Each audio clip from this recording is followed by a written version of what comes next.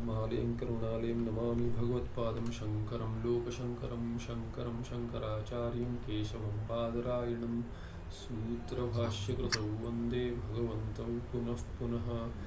ईश्वरो गुरुरात्मेति मूर्तिभेदविभागिने व्योमवद्व्याप्तदेहाय दक्षिणामूर्तये नमः। श्रीचिद्घनगणेशाय नमो मह्यं सुखं नित्यं स्वप्रकाशं व्यापकं नामरूपयोः अधिष्ठानं बुद्धिबोध्यं बुद्धेर्दृक्यत्तु निर्मलम् अपारं सर्ववेदान्तवेद्यं प्रत्यक्परं महः तदेवाहन्नमत्तोऽन्यदिति मे निश्चिता मतिः।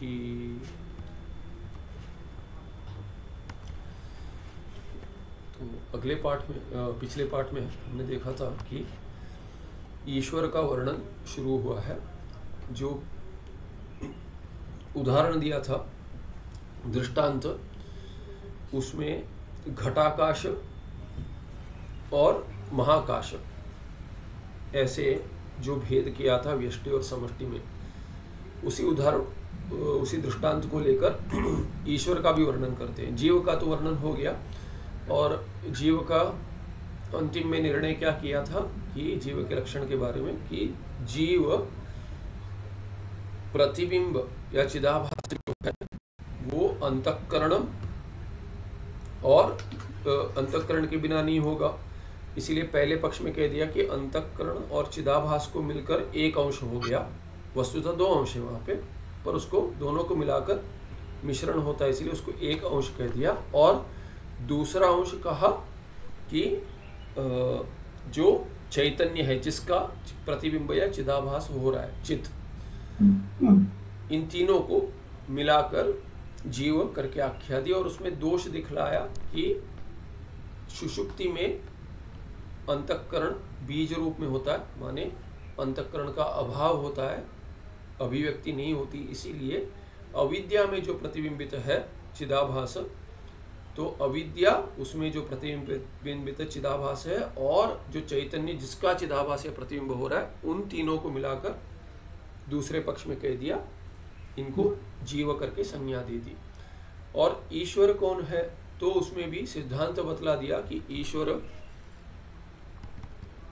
यहाँ पे कह दिया कि ईश्वर का स्वरूप वर्णन करते समय कहता माया में जो प्रतिबिंबित है चिदाभास और माया अधिष्ठान चैतन्य जो है, दोनों को मिलाकर ईश्वर करके संज्ञा दे दी।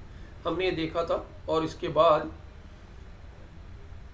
ये देख रहे थे कि भिन्न भिन्न दर्शन में कैसे वर्णन किया गया है ईश्वर का, और वो क्यों ठीक नहीं है। तो योग मत देख लिया, उसके बाद न्याय मत देख लिया, और हिरण्यगर्भ उपासक क्या कहते हैं ये देख लिया पिछले पाठ में। तो योगी क्या कहते हैं कि एक ऐसे पुरुष है, सभी पुरुष क्या है, प्रकृति से भिन्न है, प्रकृति जड़ है, पुरुष चैतन्य है, तो जीव से विलक्षण भिन्न पुरुष ईश्वर है। पर कैसा जीव, जो कैसा पुरुष जो जीव से विलक्षण है पर पुरुष है, तो कैसा पुरुष, तो जीव से विलक्षणता क्या है, वो कहते हैं वहाँ पे विशेषण जोड़कर चैतन्य समीपस्थ प्रकृति प्रेरक।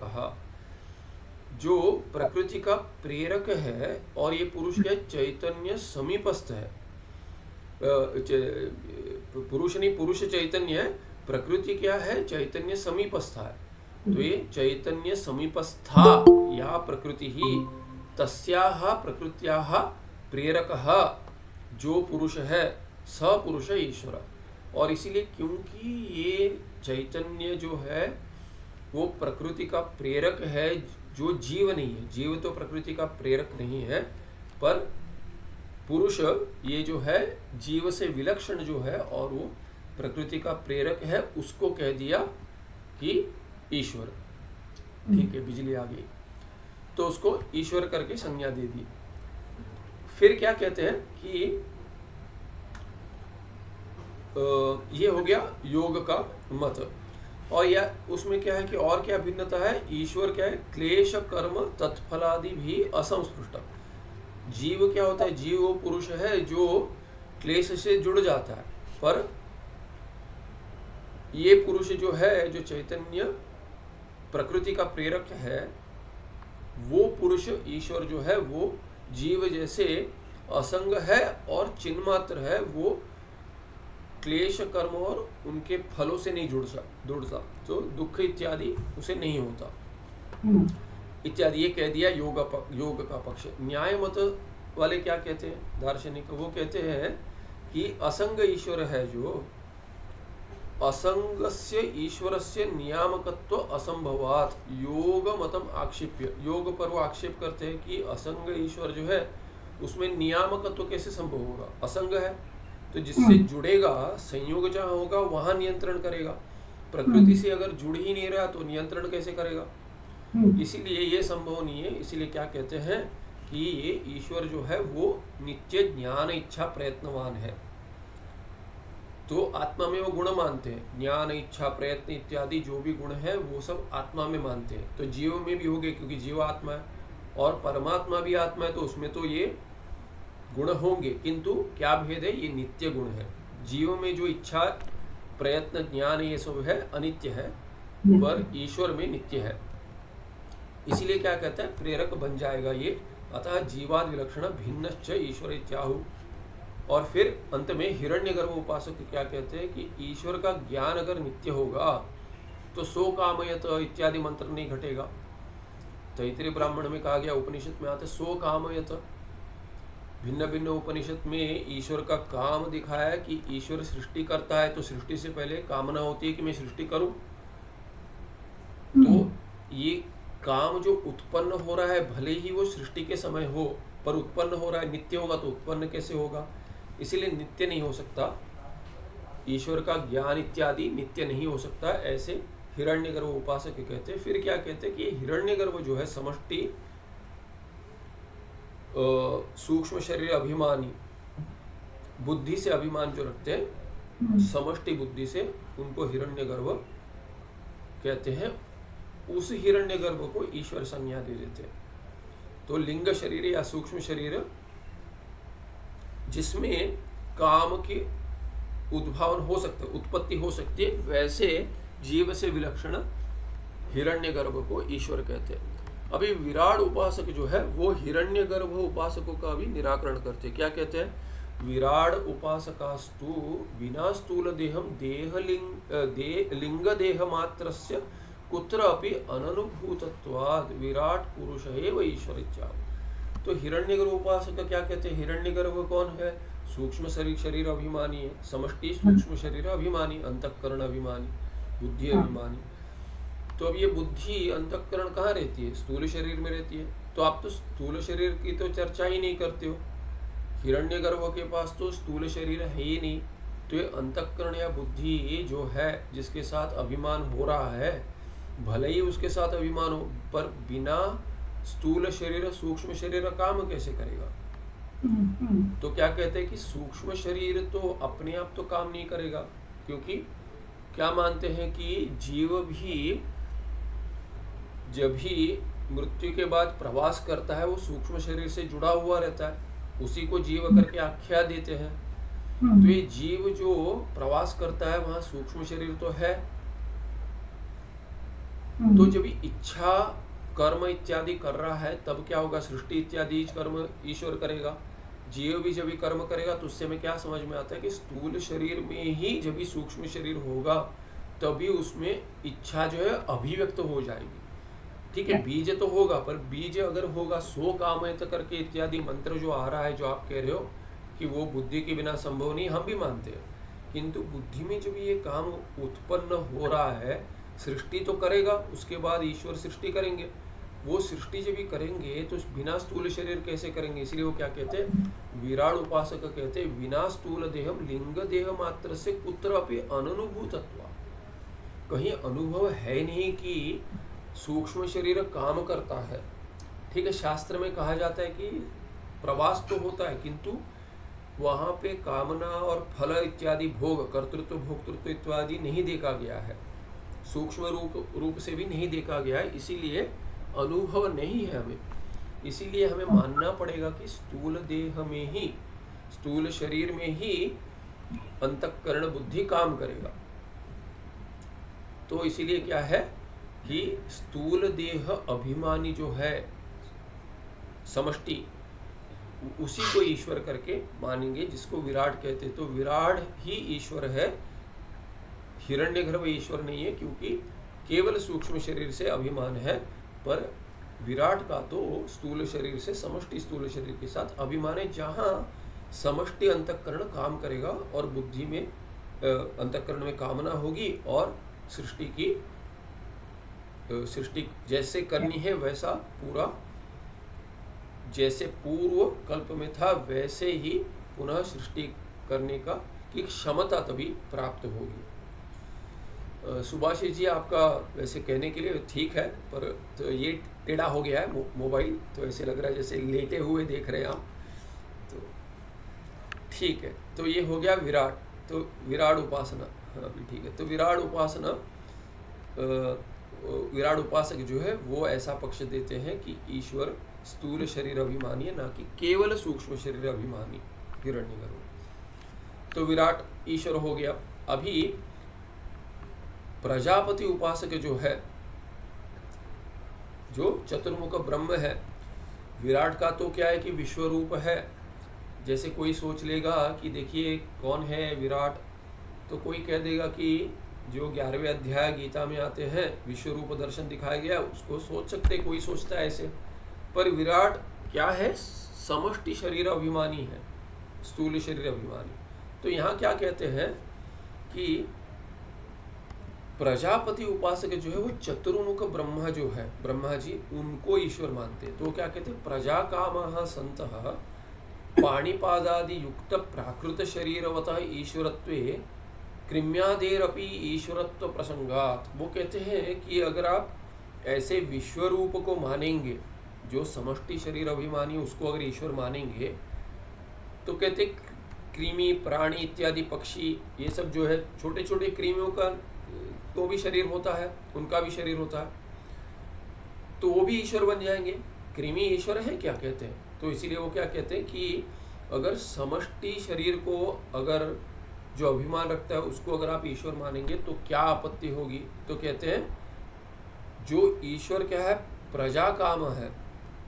प्रजा कामः सन्तः पाणिपादादि युक्त, तो पाणिपादादि युक्त हो जाएंगे, माने जीव जो जिनको हाथ पैर है, प्राणियों को, जीव माने जीव प्राण धारण, जो प्राण धारण करते वो सभी आ गए उसमें, और सभी स्थूल शरीर आ गए समष्टि के, माने एक एक प्रत्येक व्यष्टि जो है जीव, वो सभी वो समष्टि कोटि में आएंगे। और वो सब क्या है? पाणिपादादि युक्त है, उनके पास भिन्न भिन्न अंग है। तो वैसे प्राकृत शरीरवतः ईश्वरत्वे, पाणिपादादि युक्त प्राकृत शरीरवतः ईश्वरत्वे, कि प्रकृति का, प्राकृत माने प्रकृति का कार्य जो है, जो प्रकृति का कार्य है वैसा विराट, वैसे विराट को अगर आप ईश्वर मानेंगे कि जिसका प्रकृति का कार्य जो है वैसे समष्टि शरीर के साथ अभिमान हो जाता है, वैसे अगर ईश्वर बन जाएंगे तो क्या आपत्ति मानते हैं? कृम्यादेरपि ईश्वरत्व प्रसंगात, कृमि इत्यादि भी ईश्वर बन जाएंगे। कृमि तो ईश्वर हम नहीं मान सकते। पूज्य स्वामी जी कहीं कह रहे थे कि ईश्वर का क्या भाव होगा हमारे प्रति, सोचिए आप। एक उदाहरण देते थे कि ये छोटे छोटे कृमि जो है, चींटी का उदाहरण देते थे। तो देखिए चींटी जो है, चींटी को अगर दिखता होगा कि सोच सकती होगी अगर चींटी कि मनुष्य क्या है, अगर मनुष्य को देख सकती है और देखती कि मनुष्य क्या है, या सोचती है कि मनुष्य किस आकार का कैसे होगा, उसके लिए तो विराट स्वरूप दिखेगा। जैसे अर्जुन को दिखा था विराट स्वरूप, विश्वरूप दर्शन हुआ था, वैसे चींटी को दिखेगा। तो वो क्या कहते थे कि उसको अगर, जैसे पानी में अगर कोई चींटी है, वो भी प्रार्थना करती होगी बचा लो बचा लो, क्योंकि हाथ पैर मारती है। सोचो कि वो प्रार्थना कर रही है, जैसे जीव दुखी है वो प्रार्थना कर रहा है ईश्वर से बचा लो। ईश्वर क्या कर सकते हैं? बचा भी सकते हैं, और जो गंगा जी में डूब रहा है उसको डुबा भी सकते हैं। डूब जाओ, कहते तुम्हारा प्रारब्ध है, डूब जाओ। या बचा सकते हो, प्रार्थना कर रहा है, जैसे गजेंद्र मोक्ष दे दिया, गजेंद्र को मोक्ष दे दिया। वैसे तो ये ईश्वर का भाव है कि ईश्वर बचा भी सकते हैं और डुबा भी सकते हैं। तो सोचिए, कहते थे कि ये चींटी जो है आपकी ओर देख रही है कि बचा लो। आप बचा भी सकते हैं, छोड़ भी सकते हैं, डुबा भी सकते हैं। तो ये आपकी शक्ति है। तो उस चींटी के प्रति आपका ईश्वरत्व है। चींटी के प्रति आपका ईश्वरत्व है। वैसे ही ईश्वर का सभी प्राणियों के और ईश्वरत्व है। बचा भी सकते हैं, डुबा भी सकते हैं, क्योंकि क्या क्षमता होगी करके सोचते तो इस उदाहरण से समझ सकते हैं। अभी चींटी को पकड़ने में क्या लगता है? कुछ नहीं लगता। बिल्ली चूहा तो भाग जाएंगे, पर चींटी को तो पकड़ लेंगे आप।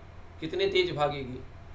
तो अगर बचाना होगा, डुबाना होगा या पकड़ना होगा, कहीं रखना होगा, तो भी आप पकड़ सकते हैं। ऐसा ईश्वरत्व है। तो उस उदाहरण से समझाते थे ईश्वर ऐसे दृष्टि रख सकते हैं। तो वैसे कृमि जिसको कोई भी कुचल दे, उसको तो मनुष्य नहीं, कोई भी अगर उससे थोड़ा वजन वाला है कुचल दे, कुचले जाए नहीं जाए, वैसे आप पाँव भी रख देंगे वो चींटी निकल जाएगी। देखकर कुचलना पड़ेगा। कोई कुचलेगा तो भी, क्रूर कोई है कुचलना चाहता है। तो वैसे कृमि, वो ये तो चींटी है, कृमि और है जो और छोटे होते हैं। उनको तो क्या है, देखिए, उनको तो ईश्वरत्व नहीं होगा। हम जो ईश्वर से प्रार्थना करते हैं, हम बोलते हैं हम तो अल्पज्ञ हैं, अल्पशक्तिमान है, फिर भी ऐसा होते हुए भी छोटे कृमि और चींटियों की ओर देखेंगे तो लगता है कि हमारा तो शरीर इतना बड़ा है, इतनी क्षमता है। तो वैसे ही जिनके पास क्षमता नहीं है, चींटी के पास क्या क्षमता है? एक चींटी के पास जुड़कर तो बहुत बड़ा बड़ा कार्य करते हैं, बड़े बड़े कॉकरोच इत्यादि को उठा के ले जाते हैं। तो एक चींटी के पास तो क्षमता नहीं है। ऐसे चींटी बन सकती है ईश्वर। तो इसीलिए आरोप करते हैं कि ऐसे कृमि भी ईश्वर बन जाएंगे। कृम्यादेरपि ईश्वरत्व प्रसंगात, माने ईश्वर का प्रसंग हो जाए, कृम्यादि भी ईश्वर बन जाएंगे। इसीलिए क्या कहते हैं, हिरण्यगर्भ उपासक मतम असंगतम, अयुक्त है, युक्ति सिद्ध नहीं है। हिरण्यगर्भ उपासक और तथा विराट उपासक मतम अपि असंगतम, दोनों का जो मत है वो ठीक नहीं है। क्योंकि कृम्यादि में भी अंतःकरण है और उनमें भी स्थूल शरीर है। उनसे अगर अभिमान कर लेगा ईश्वर तो क्या हो जाएगा, उसको भी वैसा कृमि भाव आ जाएगा, वो ईश्वर बन जाएंगे। तो इसीलिए क्या कहते हैं, किंतु चतुर्मुखो ब्रह्म एव ईश्वर इति प्राहु। इसलिए चतुर्मुख ब्रह्म क्या है, स्वयंभू है, प्रकृति का कार्य नहीं है। ऐसे सोचकर वो कहते हैं कि ये चतुर्मुख ब्रह्म, ब्रह्मा जी जो है, जो पुराण में आते हैं कि उन्होंने पुत्रों की उत्पत्ति की, मानस पुत्र, उसमें दैत्य भी आ गए और देवता भी आ गए। तो ऐसे जो इंद्र और विरोचन को भी मार्गदर्शन करते वही ईश्वर है, ऐसे वो कहते। आगे वैष्णव मत लेते हैं। वैष्णवास्तु, वैष्णव क्या कहते हैं, विष्णुर नाभि कमलोत्पन्नत्वात् चतुर्मुखस्य ब्रह्मण तत्कारणीभूतो विष्णु एव ईश्वर इति कथयन्ति। वो कहते हैं विष्णु जो है उनकी नाभि से एक कमल आता है। पुराण में ऐसा कहा गया है कि वो तो शयन कर रहे, भगवान नारायण विष्णु शयन कर रहे समुद्र में, और उनके नाभि से एक कमल आ रहा है और उस कमल में चतुर्मुख ब्रह्मा है। तो ये कैसे ईश्वर होंगे? सोचिए आप कि इनको ईश्वर मानते हैं आप, और वो कमल में बैठे हैं। कैसे कमल में बैठे हैं? जो विष्णु जी के नाभि से आ रहे हैं। तो ऐसे आप ईश्वर मानते, संभव है क्या? तो कहते हैं कि जिनके नाभि में कमल उत्पन्न हो रहा नाभि से, और उसमें जो चतुर्मुख बैठे हैं, वो तो वैसे ब्रह्म तो ईश्वर नहीं हो सकते, पर उनके कारणीभूत उस ब्रह्मा के भी जो कारण है, वो जहाँ बैठ रहे उस कमल के भी जो कारण है, वैसे कारणीभूत जो विष्णु है वही ईश्वर है, ऐसे इति कथयन्ति, ऐसे कहते हैं। शैवास्तु, ये सुनकर शैव भी आ जाते हैं। वो क्या कहते हैं, ये ठीक नहीं है। क्यों ठीक नहीं है? कहते हैं कि शैवास्तु शिवस्य पदान्वेषणे अशक्तत्वाद विष्णोः शिव एव ईश्वर इति वदन्ति। तो वो शिव पुराण लेकर आते हैं। आपने विष्णु पुराण लिया, ये कहते हैं शिव पुराण लिया कि पद्म पुराण विष्णु पुराण इत्यादि में विष्णु को ईश्वर कहा गया है। तो ये कहते हैं कि शिव पुराण में क्या कहा कि शिवस्य पदान्वेषणे अशक्तत्वाद, कि ब्रह्मा जी और शिव जी, ब्रह्मा जी और विष्णु जी कहते हैं कि दोनों में कुछ झगड़ा हुआ। ये पौराणिक कथा है। तो जब भी युद्ध चल रहा था तभी शिव जी आ जाते हैं और वो जैसे एक खंबा है इसका प्रकाश का, वैसे खंबा का रूप ले लिया उन्होंने और कहा कि जाओ आप सिर ढूंढो। ब्रह्मा जी को कहते मेरा सिर ढूंढो और विष्णु जी को कह दिया आप मेरे पाद ढूंढो, कहाँ पर है दिखता है कि देखिए आपकी क्षमता अगर ऐसी है दोनों की तो देखते हैं। तो इसीलिए शिव पुराण में ऐसी कथा आती है। तो ब्रह्मा जी को ना इनका शिरस मिला और विष्णु जी ढूंढ रहे हैं, उनको पाद नहीं मिला, इसीलिए कहते हैं शिवस्य पदान्वेषणे अशक्तत्वाद, दोनों को एक भाग भी नहीं मिला। और विष्णु जी क्या कि पद ढूंढने गए थे, पाद वो नहीं मिले। इसीलिए क्या है कि विष्णु हो अशक्तत्वात्, विष्णु आप ऐसे विष्णु को ईश्वर मानते हैं जो शिव जी के चरण भी नहीं ढूंढ सकते, इसीलिए शिव एव ईश्वर इति वदन्ति। तो वो कहते हैं कि शिव जी ईश्वर है। अच्छा चलिए ठीक है। अभी गाणपत्य जो है, गणपत्युपासकास्तु, जो गणपति जी की उपासना करते हैं वो कहते हैं वही वस्तुतः ईश्वर है। क्या कहते हैं? त्रिपुरासुर जयार्थम ईश्वरेण अपि उपासितो गणपतिरेव ईश्वरः इति मन्यन्ते। वो कहते हैं कि गणेश जी की पूजा तो उनके पिता शिव जी भी करते हैं। तो जब ये त्रिपुर असुर जय के लिए वो असिद्ध हुए, अशक्त हुए, तब क्या कि उन्हें गणेश जी की पूजा की। ऐसे गणपति जी के को लेकर जो पुराण है उसमें आता है। तो उसमें क्या वर्णन है कि शिव जी ने गणेश जी की पूजा की थी, अपने पुत्र की पूजा की। देखिए तो कैसे पुत्र होंगे, यही वस्तुतः ईश्वर है। इसीलिए वो कहते, गणपति उपासक कहते हैं कि गणपति जी ही ईश्वर है। ऐसे मानते, मन्यन्ते, ऐसे मानते हैं वो।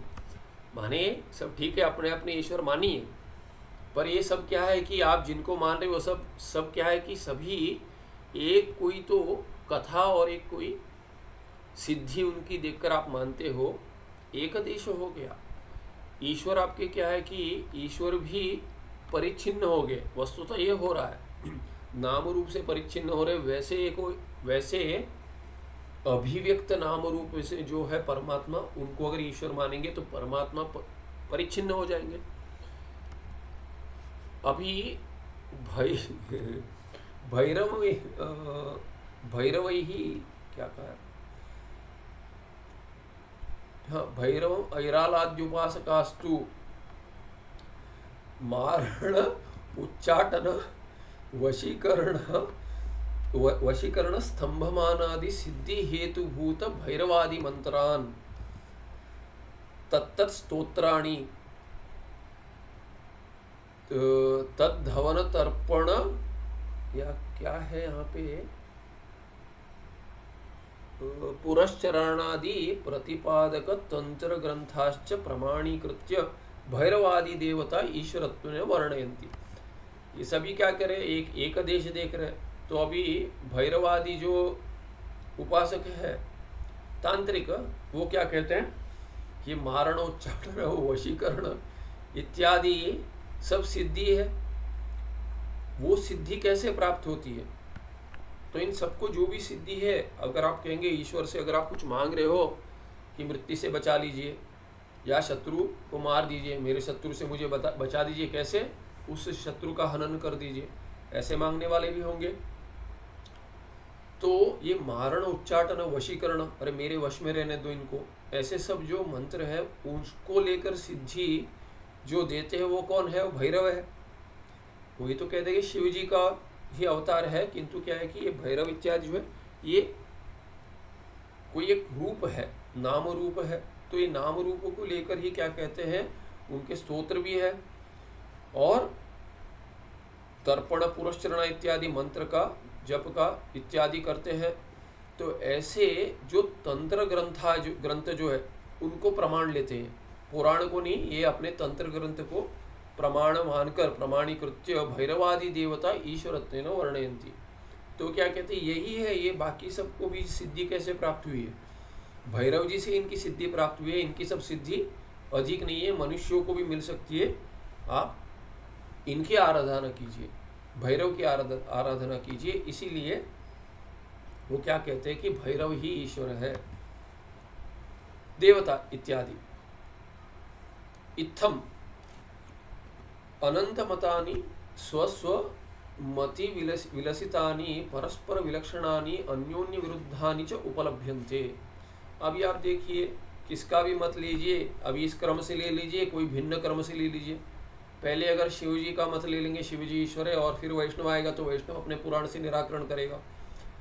ऐसे जो नाम रूप से अभिव्यक्त जो है, ऐसे इनको सब अगर आप परिच्छिन्न को ईश्वर मानेंगे तो क्या होगा, अपने अपने मत के अनुसार ठीक है, चलिए आप चलिए। तो कहते हैं इत्थम अनंत मतानि, ये तो कह दिया उदाहरण, ऐसे बहुत सारे अनंत मत है।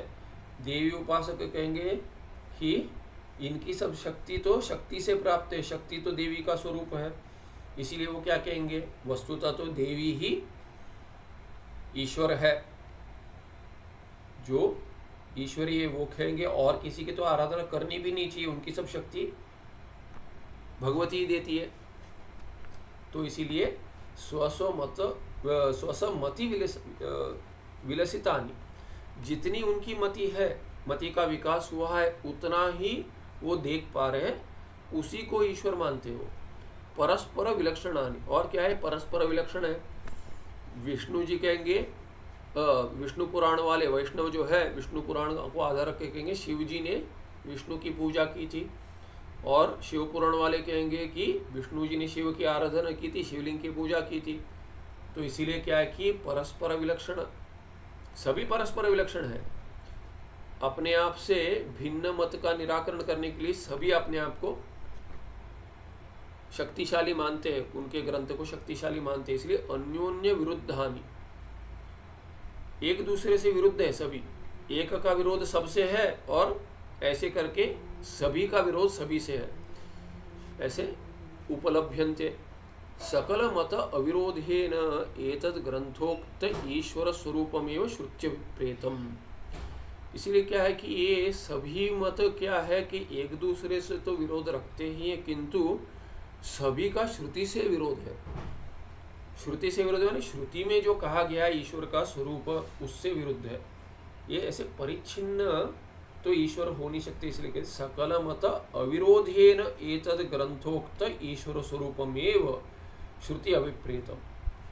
इसलिए इस ग्रंथ में जो ईश्वर का वर्णन किया है, जो वर्णन हुआ है वही ठीक है कहते, क्योंकि श्रुति से विरोध नहीं है। श्रुति अभिप्रेत जो है मत, वो स्वरूप जो है ईश्वर का इस ग्रंथ में जो उक्त है, बताया गया है, वो सकल मत अविरोध है, उसका किसी मत से विरोध नहीं है, क्योंकि परिच्छिन्न भाव से उस रूप में परमात्मा ही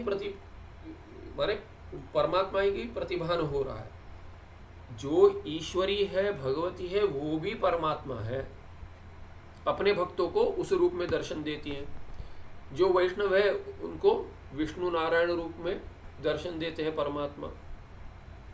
शिव जी के भक्त वो शिव के रूप में प्रतीत होते हैं, भैरव भक्त को भैरव के रूप में इत्यादि, हिरण्यगर्भ उपासक को हिरण्यगर्भ ऐसे प्रतीत होते हैं, विराट उपासक को विराट। ऐसे एक ही परमात्मा है जो श्रुति अभिप्रेत है, और उसी का वर्णन इस ग्रंथ में किया है, जो श्रुति से विरोध नहीं रखता जो मत। और क्योंकि परमात्मा की अभिव्यक्ति भिन्न भिन्न रूप में होती है, जो परिच्छिन्न है ही नहीं, वस्तुतः नाम रूप जिसका है ही नहीं, इसीलिए किसी भी मत से इसका विरोध नहीं है, इस पक्ष का। तथा च उक्तम पंचदश्याम, ऐसे पंचदशी में कहा गया है कि एवं अन्ये स्वस्व पक्षाभिमानेन अन्यथा अन्यथा मंत्रार्थवाद कल्पनादीन आश्रित्य प्रतिपेदिरे अंतर्यामिणम आरभ्य स्थावरांतेशवादिनः संत्यश्वत्थार्तक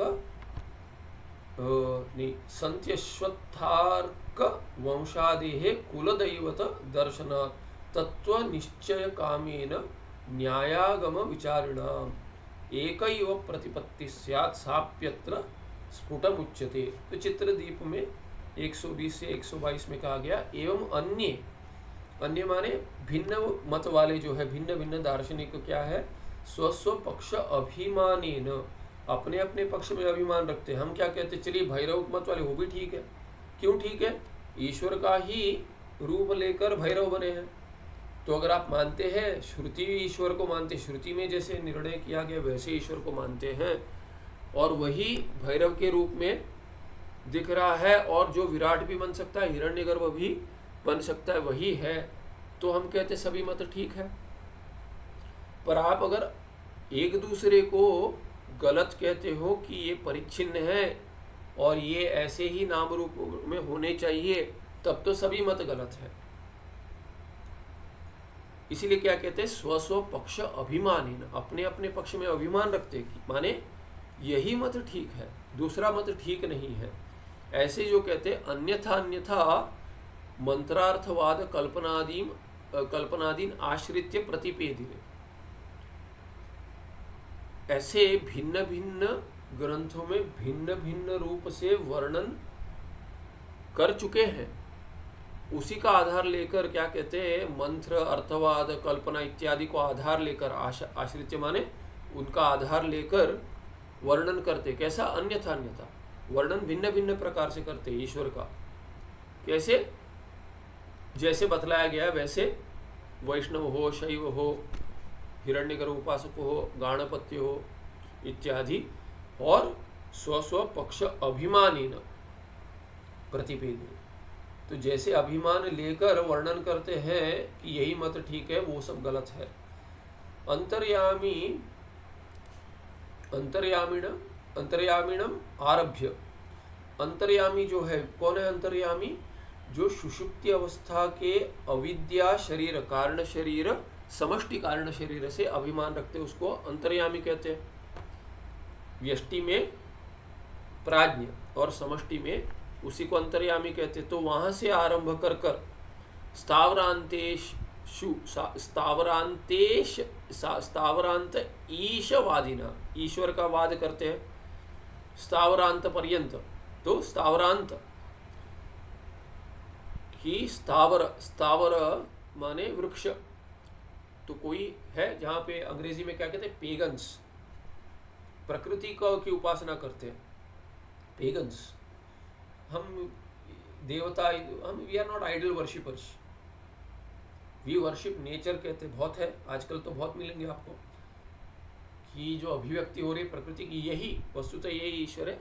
पेड़ पौधे इत्यादि में भी उनको ईश्वर दृष्टि है नहीं है, पर उपासना जो करते हैं वो प्रकृति की उपासना करते हैं। तो ईश्वर किसको मानते हैं? वृक्ष में भी ईश्वर की भावना रखते हैं।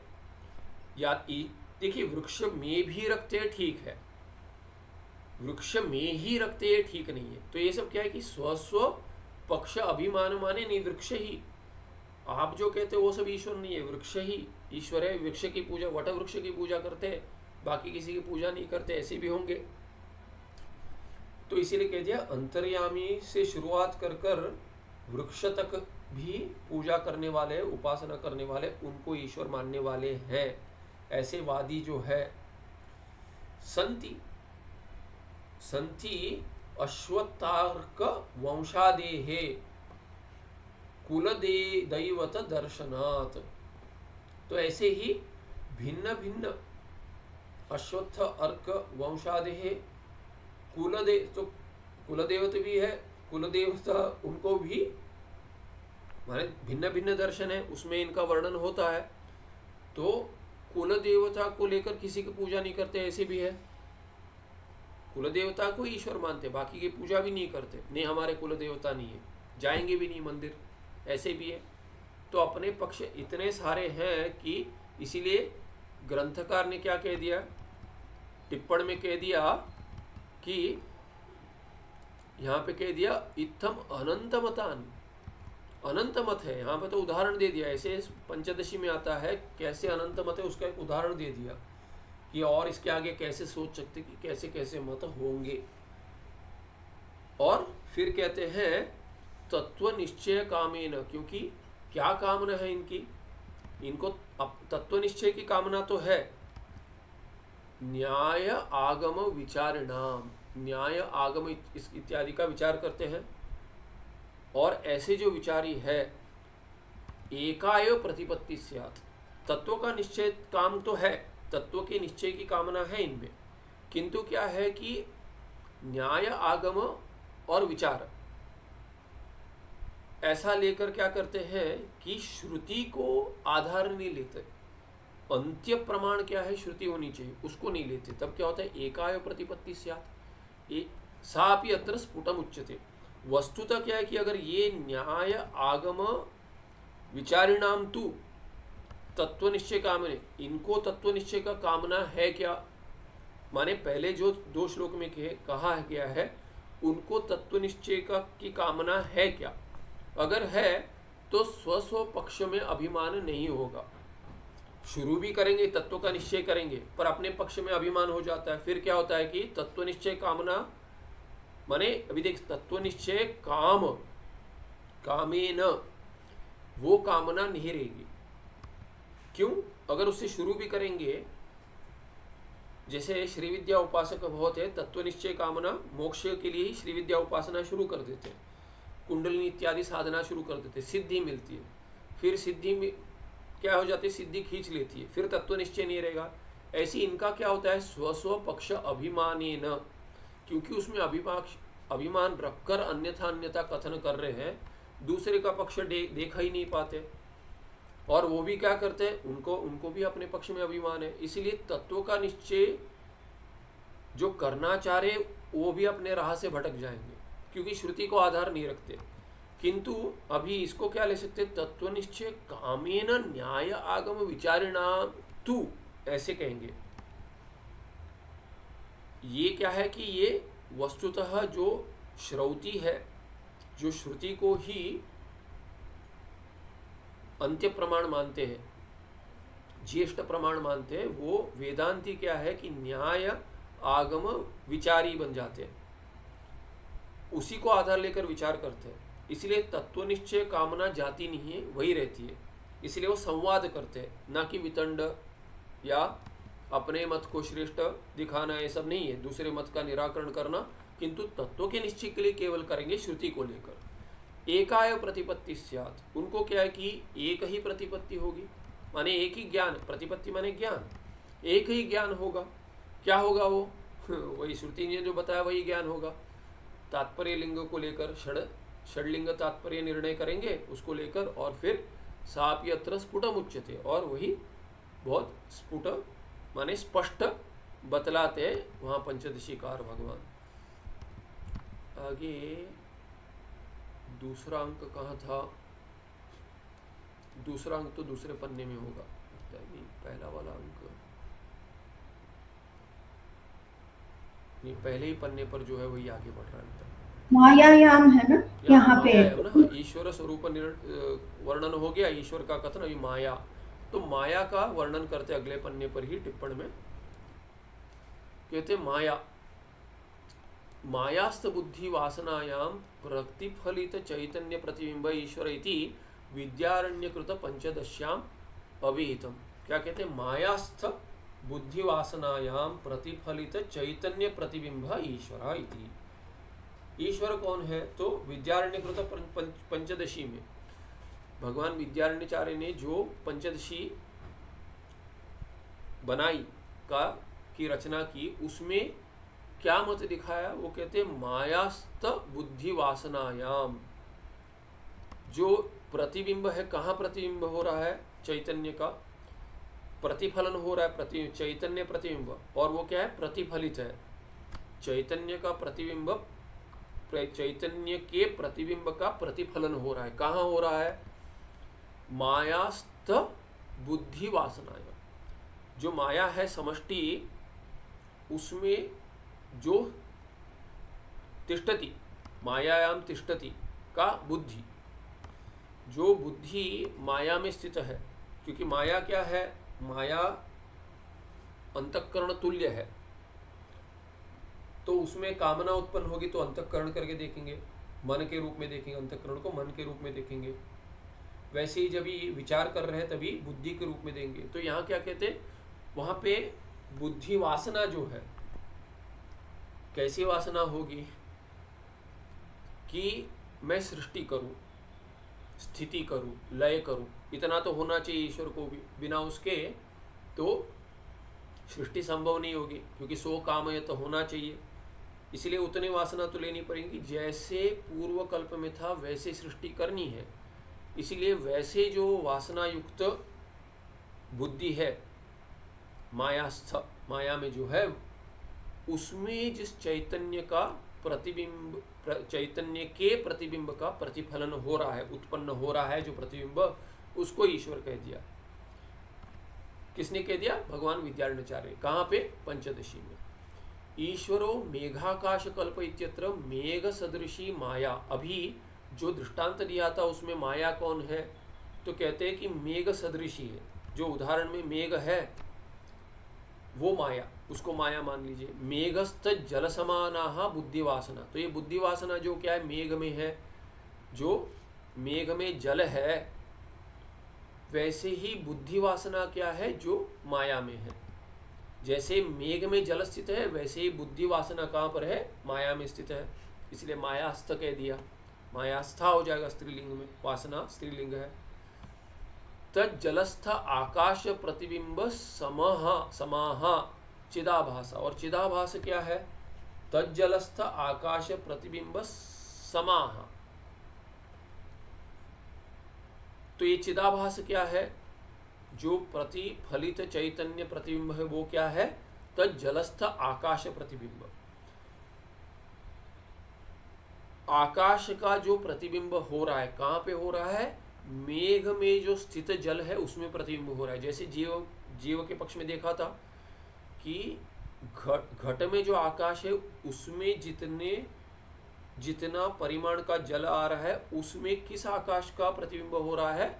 महाकाश का हो रहा है। वैसे महाकाश का प्रतिबिंब मेघ में जो जल है उसमें भी होगा। उसमें जिस आकाश का प्रतिबिंब हो रहा है, वैसे ही माया में जो बुद्धि वासना है उसमें प्रतिबिंब चैतन्य का होगा। उसको चिदाभास कह दिया। और ये चिदाभास कौन है? ये चिदाभास समष्टि चिदाभास है। बुद्धि वासना प्रतिफलित प्रतिबिंब समह ईश्वर इति कथने न कोपि दोष प्रसज्यते। इसीलिए क्या है कि जो पक्ष यहाँ पे जैसा वर्णन चल रहा है मूल में, विचार सागर मूल में पंचदशी में जो कहा गया, वैसे उसमें कोई विरोध नहीं है। बुद्धि वासना प्रतिफलित प्रतिबिंब समह ईश्वर, कि बुद्धि वासना में जो जिस चैतन्य के प्रतिबिंब का प्रतिफलन हो रहा है उसके समय ईश्वर है, ऐसे जो कह दिया। इति कथने न कोपि दोषः प्रसज्यते, उसमें कोई दोष नहीं है, कोई विरोध कुछ है नहीं। माया रूप अज्ञान से एव ईश्वरत्वापादक उपाधित्वे अपि बुद्धिगत वासना अज्ञाने अंतर्गता भवन्ति। तो क्यों कह रहे हैं? क्योंकि ये वासना शब्द आ गया। देखिए, बुद्धि ने कहा, बुद्धि वासना करके शब्द का प्रयोग किया है।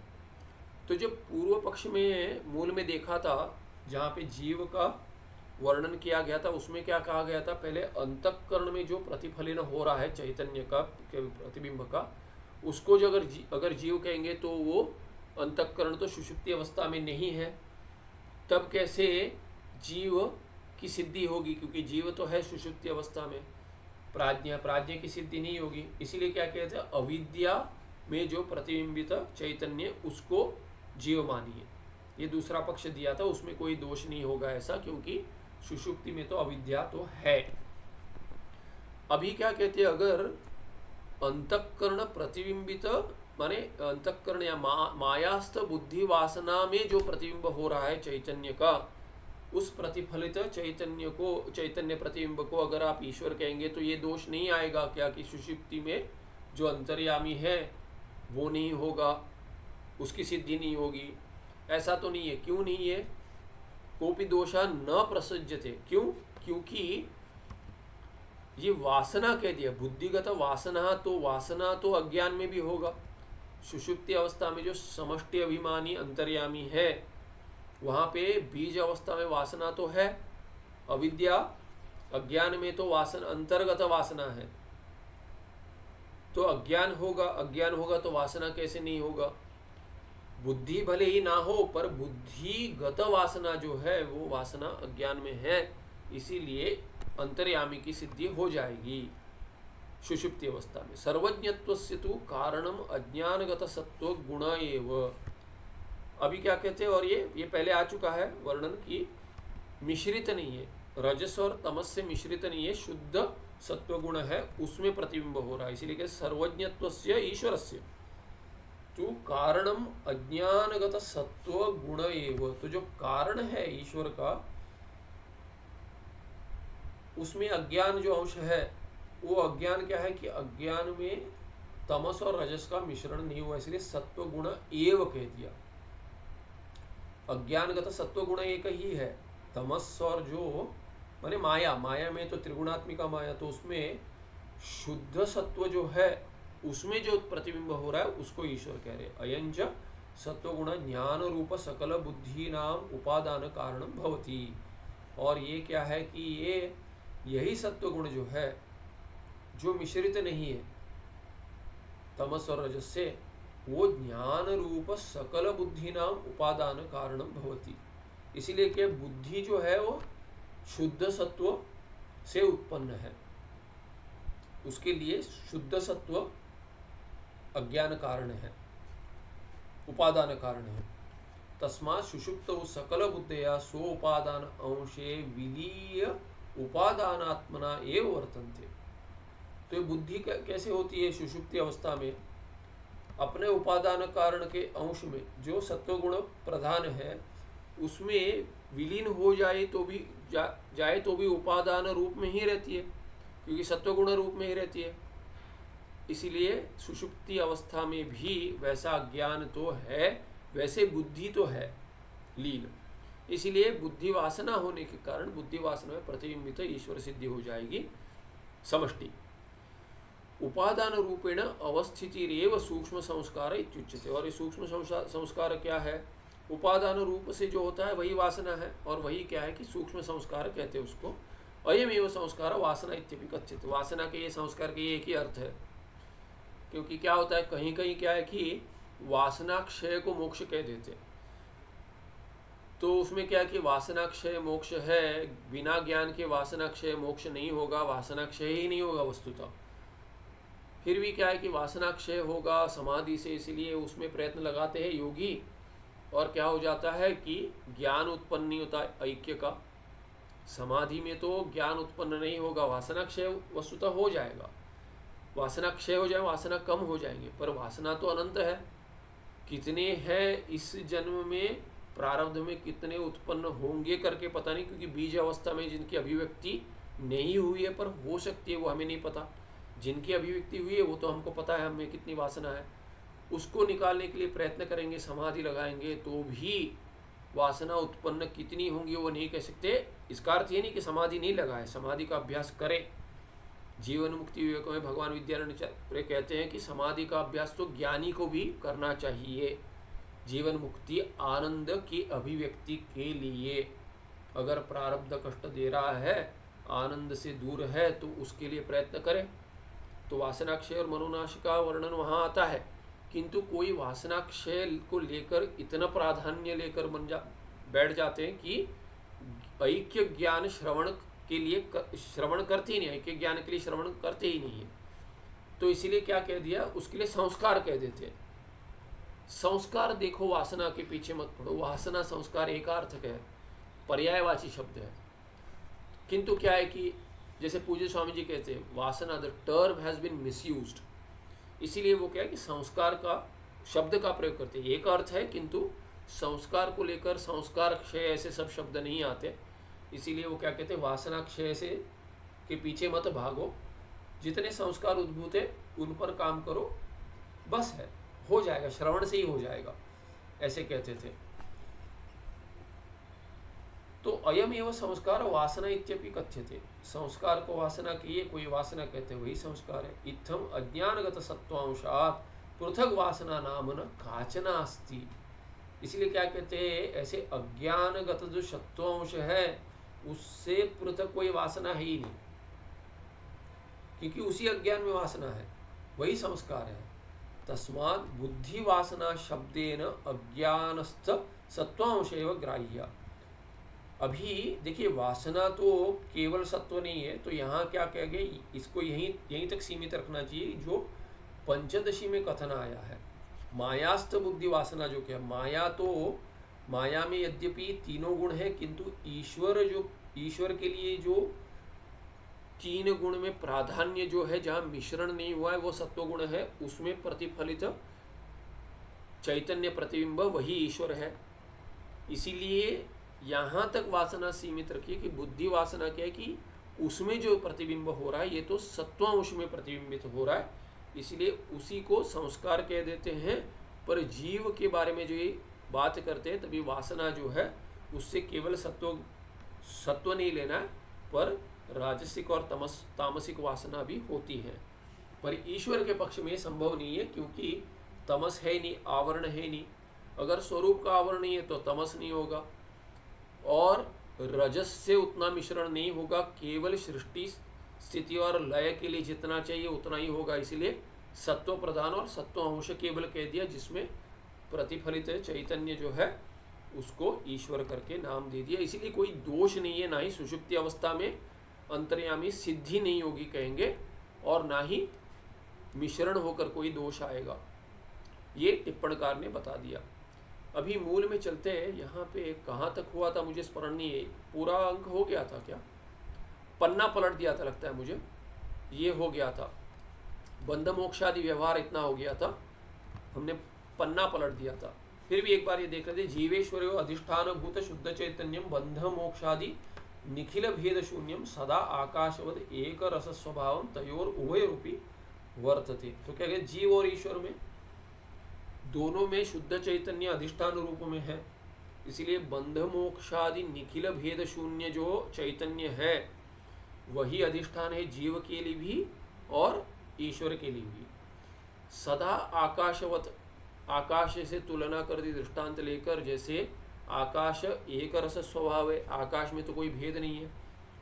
घटाकाश मठाकाश इत्यादि जो उपाधि को लेकर भेद करते वो तो व्यवहार के लिए करते, किंतु वस्तुतः भेद नहीं हो रहा है। और आकाश तो असंग है, किसी से जुड़ता नहीं है, वैसे ही ये शुद्ध चैतन्य किसी से जुड़ता नहीं, असंग है।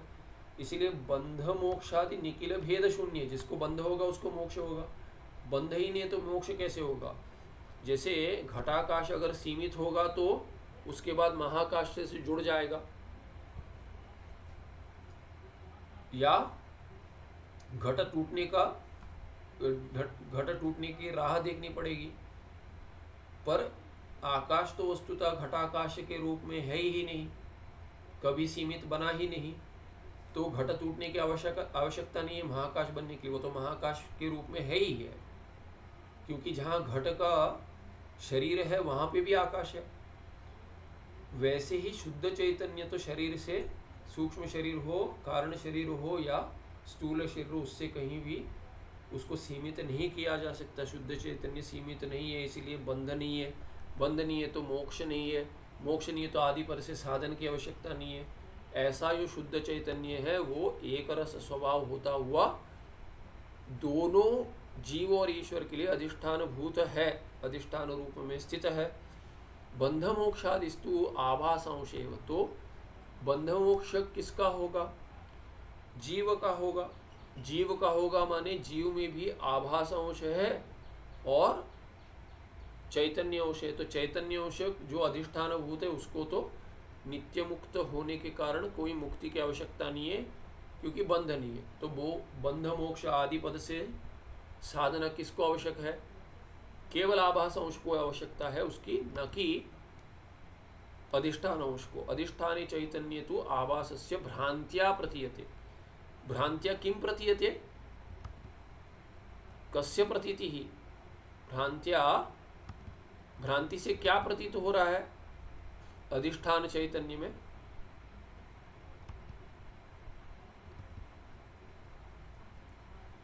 बंध मोक्षादि, ये जो है एक वचन में उसकी प्रतीति हो रही है। कहाँ प्रतीति हो रही है? अधिष्ठान चैतन्य में। अधिष्ठान चैतन्य कौन है? वस्तुतः मेरा स्वरूप है। जीव कहता है मैं जीवित हूँ, सत हूँ, चित स्वरूप हूँ। तो इसमें कोई बाधा नहीं है, किसी जीव को नहीं है। हर प्राणी अपने आप को अहम अस्मि ऐसे मानता है, भले ही ना कह दे पर मानता है कि मैं हूँ। प्राणी भी मानती है कि मैं हूँ, और चैतन्य रूपी मानती है, जड़ नहीं मानती है। इसीलिए अधिष्ठान चैतन्य जो है उसमें तो बंध मोक्ष वस्तुता नहीं है, क्योंकि सच्चिदानंद स्वरूप है, किंतु आभास के साथ तादात्म्य संबंध होकर उसमें प्रतीति होती है अधिष्ठान चैतन्य में। माने मुझ में अहम अहंकार जो बन जाता है, आभास उसको लेकर तादात्म्य संबंध प्राप्त कर लेता है और फिर अहम कह देता है। वो अहम तो वस्तुतः स्वरूप का है, सत्ता और चैतन्य रूप उसके साथ जुड़ जाता है और शरीर को चैतन्य जैसे की दे देता है, सत्ता जैसे की दे देता है। उसमें जड़ शरीर के आभास के भी गुण जुड़ जाते हैं भ्रांति से, तादात्म्य संबंध का अन्योन्य अध्यास हो जाता है। इसीलिए क्या है कि शरीर के भी गुण अपने में प्रतीत कर लेता है। इसीलिए बंध मोक्ष जो है नहीं, आभास में है, वो अपने आप में मान लेता है। तस्मात् केवल आभास एवं बंध मोक्ष आदि व्यवहार। भ्रांति से प्रतीत होता है वो तो सच नहीं है, इसीलिए केवल आभास में ही बंध मोक्ष आदि संभव है। आगे थोड़ा देखकर रुकेंगे आज। तत्र अपि अस्ति एतावान भेदः, वहां पे भी कुछ भेद है। क्या भेद है? यस्मिन् आभासे स्वरूपावरणम अस्ति तस्मिन्नेव बंधः। जिस आभास में स्वरूप का आवरण है, अभी आभास तो क्या है? आभास अंश तो दोनों में है, जीव में भी है, ईश्वर में भी है। तो आपने कह दिया आभास में प्रतीति होती है बंध और मोक्ष की, तो ईश्वर भी आभास रूप है। ईश्वर भी मायास्त बुद्धि में वासनायाम प्रतिफलित चैतन्य प्रतिबिंब कह दिया आपने ईश्वर। तो ईश्वर का प्रतिबिंब तो आभास रूप ही हो गया, आभास और चैतन्य दोनों है। तो चैतन्य में, अधिष्ठान चैतन्य में भले ही बंध मोक्षादि संभव ना हो, किंतु आभास में तो संभव होगा, आभास अंश में, ये कह दिया। तो ईश्वर में भी आभास अंश है, इसलिए ईश्वर में भी बंध मोक्ष आदि संभव होगा, साधना इत्यादि। ऐसे अगर आक्षेप करेंगे पूर्व पक्षी तो क्या कहते हैं? इसमें भेद है कुछ, आभास में होगा, इसका अर्थ ये नहीं कि ईश्वर के आभास अंश में भी बंध मोक्ष आदि होगा। कहते यस्मिन् आभासे स्वरूप आवरणम अस्ति तस्मिन्नेव बंधः। जिसमें अपने स्वरूप का आवरण है, जिस आभास को स्वरूप आवरण है, आवृत है, स्वरूप नहीं पता, जीव को अपना स्वरूप नहीं पता। ईश्वर को पता है क्या? ईश्वर को पता है, इसलिए ईश्वर में स्वरूप का आवरण नहीं है। चिदाभास में भी स्वरूप का आवरण नहीं है, क्योंकि शुद्ध सत्व है। यत्र तन्नास्ति सतु मुक्त एव। इसीलिए ईश्वर क्या है? नित्य मुक्त है। क्यों? क्योंकि यत्र ईश्वर चिदाभासे तन्नास्ति तत्किम स्वरूप आवरणम। जिसमें स्वरूप आवरण, स्वरूप का आवरण नहीं, स्वरूपस्य आवरणम स्वरूपावरणम तन्नास्ति, वो स्वरूपावरण जिस चिदाभास में नहीं है, सतु मुक्त है, वो तो मुक्त है, वो तो न बद्ध होगा न मुक्त होगा, वो तो सदा मुक्त है, माने साधन करके मुक्त नहीं होगा, वो तो नित्य मुक्त है। इसलिए कहते ईश्वरे आवरणाभावात्, आवरणस्य अभावात्, स्वरूपस्य आवरणस्य अभावात्।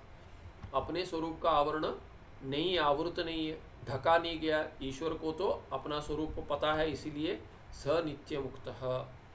और वैसे ही जीव क्या होगा? जीव बंध मोक्षा, जीव के चिदाभास में बंध मोक्षादि व्यवहार होगा। क्यों होगा? क्योंकि ईश्वर में तो आवृत है स्वरूप, जीव में, ईश्वर में नहीं, जीव में तो आवृत है स्वरूप, जीव के चिदाभास में स्वरूप का आवरण है, इसलिए बंध होगा और मोक्ष का व्यवहार होगा। मोक्ष के लिए वो प्रयत्न करेगा, आदिपद से साधना करेगा, श्रवण मनन निध्यासन करेगा, उसके पहले जो साक्षात साधन नहीं है वो भी करेगा, बहिरंग साधन करेगा, अंतरंग साधन करेगा, फिर साक्षात साधन करेगा, फिर जाकर आवरण हट जाएगा, ज्ञान से अविद्या चली जाएगी, आवरण हट जाएगा, भले ही विक्षेप हो किंतु आवरण से उसमें बंधन नहीं होगा, इसलिए वो भी मुक्त हो जाएगा। किंतु सामान्यतः जीव जो है उन सभी में क्या होगा? जीवे तो आवरण सत्वात्, स्वरूप आवरण का सत्व है, माने है, वो स्वरूप आवरण है माने स्वरूप ढका हुआ है, इसलिए सबद्ध, स का जीवबद्ध, जीव का चिदाभास अंश जो है उसमें आवृत है स्वरूप, इसीलिए वो बद्ध है। यतो यस्याः विद्याया अंशे प्रतिबिंबितस्य चिदाभासस्य जीवत्वं भवति तस्या विद्याया आवरकत्वं स्वभावः। तो जिस यस्या विद्याया, यतः माने यस्मात् कारणात्, क्योंकि हेतु देते हैं कि जीव कैसे बद्ध हो जाएगा, तो कहते हैं अविद्या के अंश में प्रतिबिंबित चिदाभास है, यस्या विद्याया अंशे प्रतिबिंबितस्य चिदाभासस्य जीवत्वं भवति।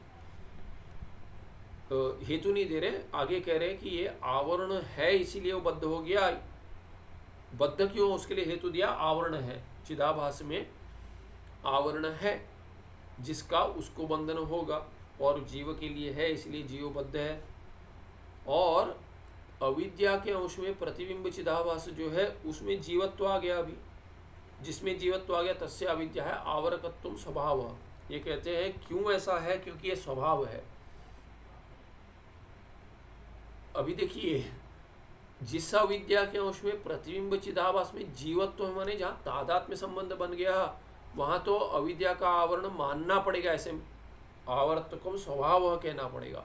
किंतु ये आवरण जो है अविद्या का, अविद्या की शक्ति है, आवरण शक्ति है, इसीलिए जीवत्व हुआ है वस्तुतः। यहाँ जैसे कह दिया कि जिसमें जीवत्व है उसमें आवरकत्व स्वभाव है, ऐसे कहिए, या तो अविद्या का कार्य होकर जीव बना है वो, तो यहाँ जैसे कथन कर रहे हैं ऐसे ले सकते हैं, किंतु वस्तुतः तो जहाँ आवरण है, अविद्या का आवरण है, इसीलिए तो जीव करके कह रहे हैं उसको। यद्यपि एकस्येव वस्तुना माया अज्ञानम अविद्या इत्यादि नामानि तथापि तस्यैव शुद्ध सत्व गुण प्रधानत्वात् माया इति मलिन सत्व गुण प्रधानत्वाच्च अज्ञानम अविद्या इति च व्यवहार। एक ही माया है, एक ही अज्ञान है, इसलिए एक ही माया को अज्ञान भी कह रहे थे, अविद्या भी कह रहे थे, ऐसे नाम है। फिर भी क्या है कि माया करके किसको कह रहे हैं? जिसमें सत्व गुण प्रधान है, उसी में जो प्रतिबिंब हो रहा है उसको ईश्वर कह रहे हैं। और जो अगर मलिन सत्व है तो वहाँ पे तो भिन्नता आ गई, भिन्नता आ गई तो उसमें जो प्रतिबिंब थे उसमें खंड आ गया, खंड आ गया तो जो खंडित है वो जीव बन गया, क्योंकि मलिन सत्व प्रधान है, उसमें तमस और रजस का मिश्रण हो गया। और वैसे अज्ञान को हम क्या कहते हैं? वैसे माया को अज्ञान कहते हैं, और वैसे अज्ञान को जहाँ सत्व शुद्ध सत्व प्रधान है वहाँ पे हम माया कह देंगे। तो इसलिए माया और अविद्या का के में कोई भेद नहीं है, माया अविद्या और अज्ञान में कोई भेद नहीं करते, एक ही है, भिन्न भिन्न नहीं है। किंतु क्या है कि वो खंडित जैसे प्रतीत होता है जब भी रजस और तमस सत्व में मिश्रित हो जाता है। जहाँ मिश्रित नहीं होता वहाँ प्रतिबिंबित जो चैतन्य है उसको ईश्वर कह देते। ऐसा व्यवहार है, ऐसे भेद है। रजस तमो, एक मिनट समय देख लेता हूँ मैं, 8 बजे। यहाँ रुक जाते हैं, अगले पाठ में आगे बढ़ेंगे, क्योंकि आज यहाँ पे श्रावण शुरू हुआ है। उत्तर में जो पूर्णिमा से मानते हैं अंत महीने का, तो कृष्ण पक्ष में उनका मास शुरू हो जाता है। तो यहाँ पे तो श्रावण शुरू हो गया, उत्तर में बहुत जगह पे श्रावण शुरू है, और तमिलनाडु में भी सौर्य इत्यादि मानते हैं, उनका श्रावण शुरू हो गया। महाराष्ट्र और कर्नाटका और कहीं आंध्र इत्यादि तेलंगाना में अमावस्या से अंत मानते, अमावस्या अंत, इसीलिए जो शुक्ल पक्ष है वहाँ पे श्रावण का आरंभ मानते। तो हमारे लिए 15 दिन के बाद होगा, यहाँ पे शुरू हो गया श्रावण, इसलिए आज श्रावण सोमवार है, तो विशेष पूजा इत्यादि कार्य मंदिर में होगा, सेवा इत्यादि होगी। तो आज यहीं पे स्थगित करते पाठ, अगले पाठ में आगे अष्टमी को बढ़ाएंगे। वहाँ पे तो ये कौन सा दिन करके बतला दिया व्हाट्सएप ग्रुप में। सुखम नित्यम स्वप्रकाशम व्यापकं नाम रूपे अधिष्ठानं बुद्धे बोध्यं बुद्धेर्दृक्यत्व निर्मलं पारं सर्ववेदान्त वेद्यं प्रत्यक् परं महा तदेवान्नमत्तोर्निति निश्चिता मतिः। नमस्ते, धन्यवाद। कोई प्रश्न है क्या? ठीक है, अगले पाठ में मिलते हैं। नमस्ते।